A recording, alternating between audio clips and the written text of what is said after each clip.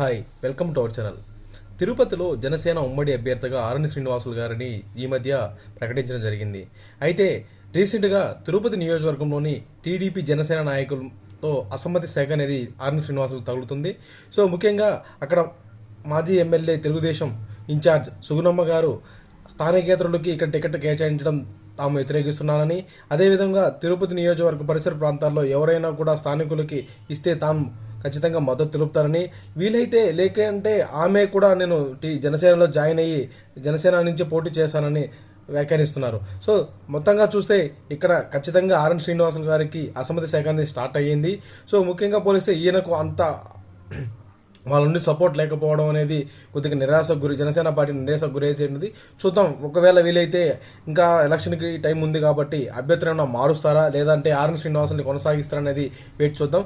Please subscribe our channel.